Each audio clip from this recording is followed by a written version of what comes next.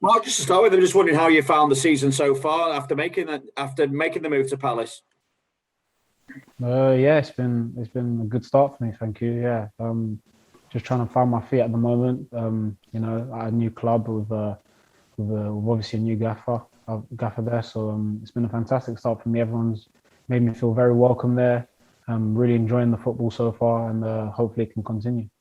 A new gaffer at under 21 level as well. I just wonder how it's been. I mean, we spoke to Lee before. He says he's been happy with the camp, even with the COVID situation that obviously caused the cancellation of the game. What's it been like for you guys as players? Yeah, it's been great. There's a few new faces as well, which is always refreshing.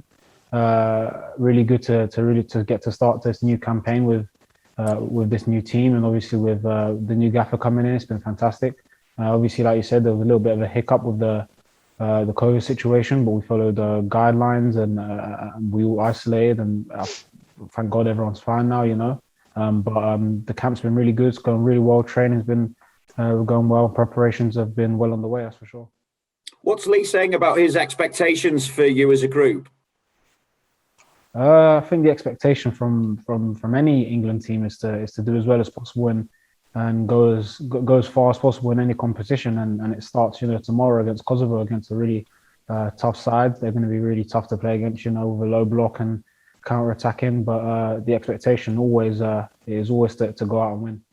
And when you're part of a group like this, Mark, I just wonder what the feeling is amongst yourselves as well, with Gareth at senior level so ready to give opportunities to younger players. Do you sense a real opportunity now that you can see that clear pathway to the national side, the full national side?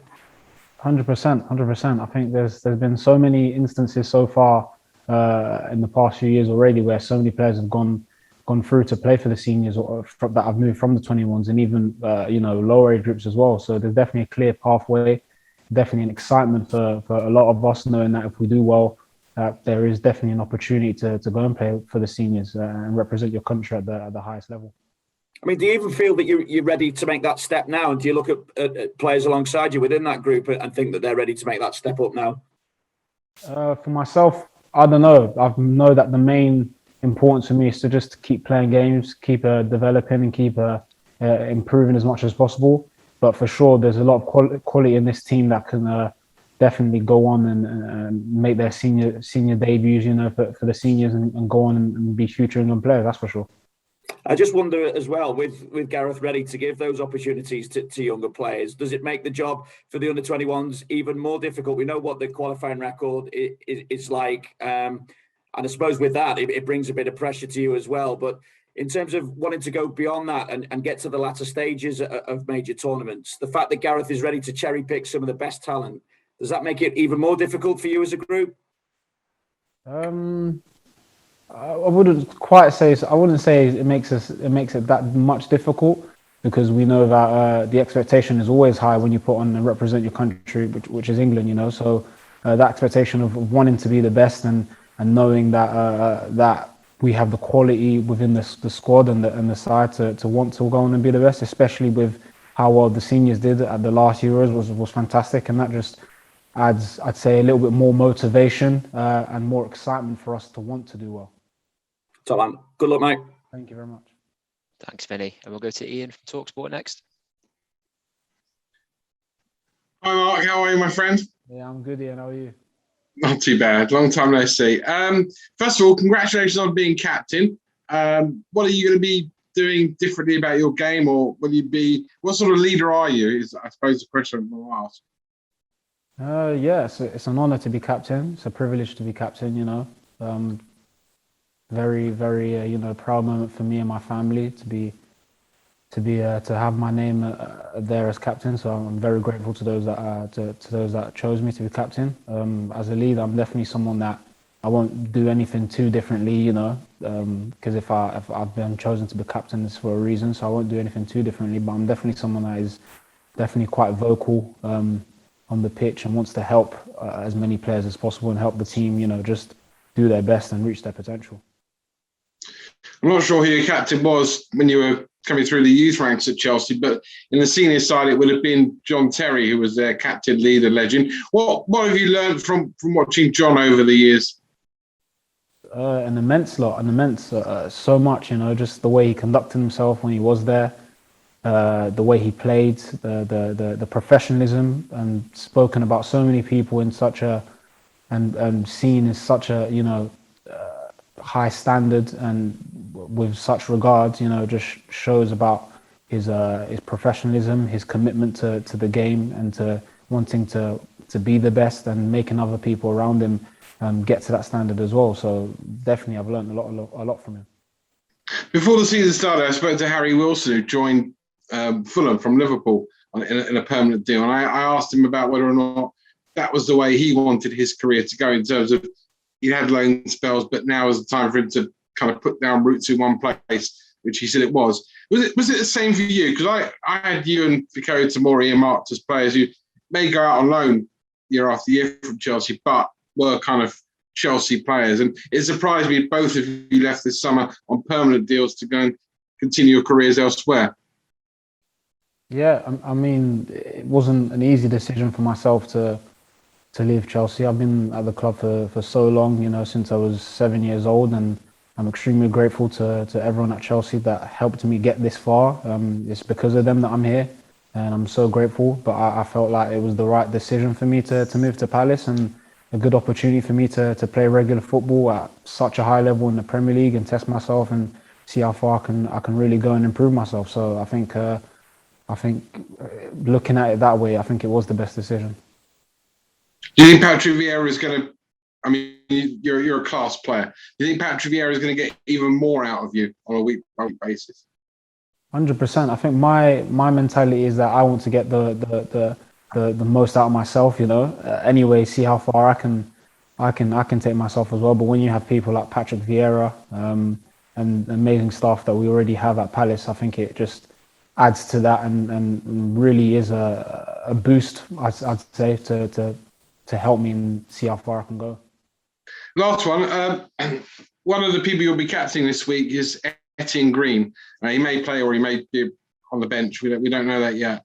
I was totally fascinated by this young man when I came and met him recently. Moved away from England at the age of 4, and he speaks perfect English, but very rarely, only to his dad. And he plays for the club he's kind of named after in France, Saint Etienne. What has it been like with you? And is there lots of banter around because of who he is and who he plays for, or do you kind of let that one slide? I mean, just tell us a bit about him as a player from a player's point of view. I think having just met Etienne as well, like just at the start of the week, he's been nothing short of amazing. He's like you say, he's an amazing person.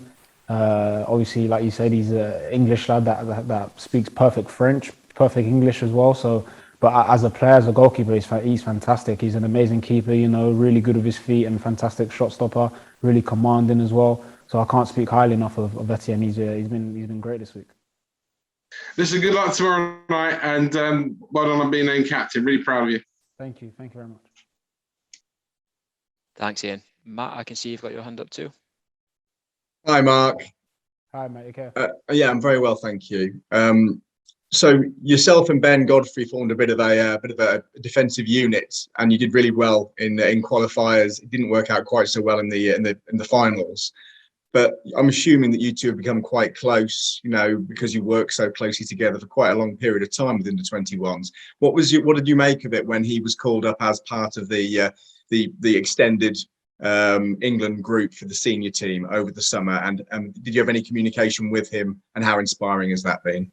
Yeah, me and Ben got along really well. I haven't spoken to him recently, but I was really pleased for him.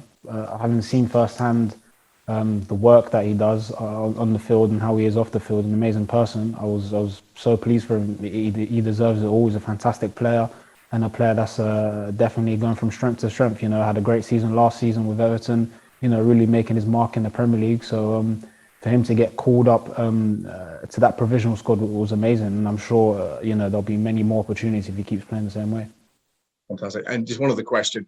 It's a bit more miserable, I'm afraid. So what went wrong at the Euros? So as far as the performances were concerned, very disjointed. There didn't seem to be that synergy between the players and the flow in the play that there was at the lower level. And the description from an explanation from AD was multifaceted, but it was mainly saying we're at a much higher level now, a much higher standard. It's much more difficult to play the way we want to play.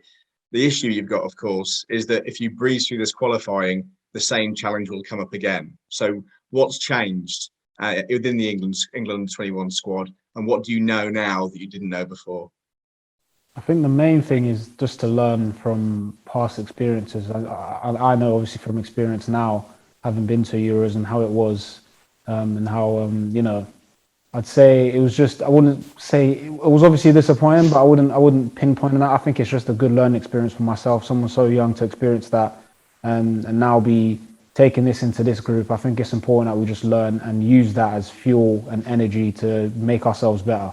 I'm definitely someone that's going to be looking to improve and hopefully improve the players around me and want them to improve as well. But I think it's mainly important that we just use the failure that happened there and turn that into a positive, starting with Kosovo tomorrow. Just quickly, was there a debrief? Was there a point where the cards were put on the table and the manager, the coach, the senior team had a conversation to address what the issue was? Do you feel like you've identified what it was? Yeah. We as players, we know, and the staff know definitely that we didn't perform to the level that we were capable to. But like I said, it's important to take those setbacks and turn them into positives straight away. Thank you very much. Thanks, Matt. Any more for the live section? Dom? Thanks. Hi, Mark. Hold on, Mika. Yeah, good, thanks. On the captaincy, we just heard from your manager who was explaining that he's not picked you as captain for one game, but more on a sort of longer term basis. So what was your immediate reaction to being told that you're captain, and why do you think he might have picked yourself? A bit shocked at first, I mean, there's a lot of leaders and a lot of fantastic players within the group. So it honestly could have been so many people. So I was shocked at first, but I was very pleased, very, privileged to be named captain. On the reasons why, that he sees maybe something, from a different perspective, obviously from the sidelines, and seeing something that I can't see. But I know that I'm quite a confident person, and I just want to and try to help as many people as possible. Whether that be on the pitch or off the pitch. So I think that's some of the qualities that I think I was named captain. And the under-21s haven't been out there since the tournament, of course, in Hungary and Slovenia. So how much are you looking forward to, just in a playing perspective, being back out there for the national team since that long ago? Yeah, very much so. It's been a while since I've put on an England shirt, so definitely raring to go. The boys are raring to go. It's going to be a fantastic experience. Having fans back as well, which is going to be great. Putting your country's shirt on. So it's a fantastic experience, and one that we're definitely relishing and excited to play.